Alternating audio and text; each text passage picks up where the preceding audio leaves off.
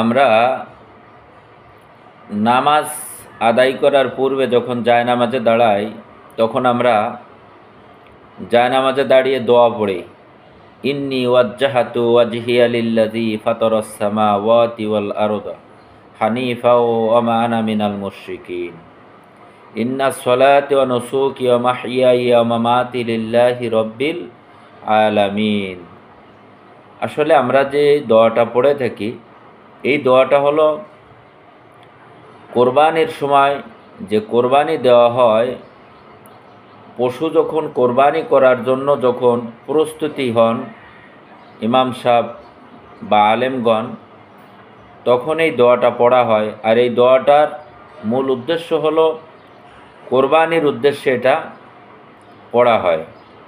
কিন্তু আপনি আমি কি করতেছি, জায়নামাজে দাঁড়িয়ে জায়নামাজের কথা বলতেছি। আসলে এটা সম্পূর্ণ ভুল। আমরা এই ভুল আমলগুলো না করি। আরেকটি বিষয় হলো, আমরা ইমাম সাহেব তকবীর দেশে আপনি আমি পিছনে বসে নাওয়াইতু আন উসাল্লি লিল্লাহি এরকমভাবে আমরা দোয়া পড়তেই আছি। এগুলো করা যাবে না। ইমাম সাহেব হাত বেঁধেছে, আপনারও সাথে সাথে হাত বাঁধতে হবে, এটাই উত্তম। যেই ব্যক্তি একাধারে 40টা দিন তকবীরুল্লাহর সাথে নামাজ আদায় করবে, 5 ওয়াক্ত নামাজ আদায় করবে, আল্লাহ রব্বুল আলামিন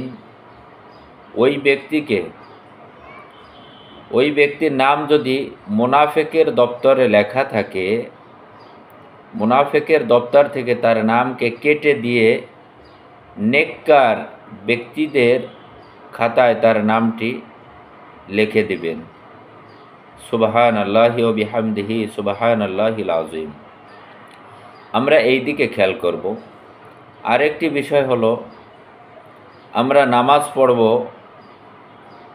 নামাজের পূর্বে আমরা যে অজু করি, এই অজুর সময় আমরা উত্তম রূপে অজু করব। সেটা হলো, আমরা মেসওয়াক করব, এরপরে প্রস্রাব করব, আমরা ঢেলা ব্যবহার করব। বর্তমান ঢেলার জায়গায় টিস্যু বের হয়েছে, আপনি টিস্যু ব্যবহার করতে পারেন, পানি ব্যবহার করবেন। এমনকি আমরা যারা পায়খানা করি, অনেকে আছে আমরা ঢেলা ব্যবহার করি না, আমরা এই ঢেলা ব্যবহার করব। এই উত্তম এই যে আমল, এই আমলগুলো যখন আমরা করব, করার পরে আপনি যখন নামাজ কালাম পড়বেন, তখন আপনি নামাজের ভিতরে একটা মজা পাবেন, স্বাদ পাবেন।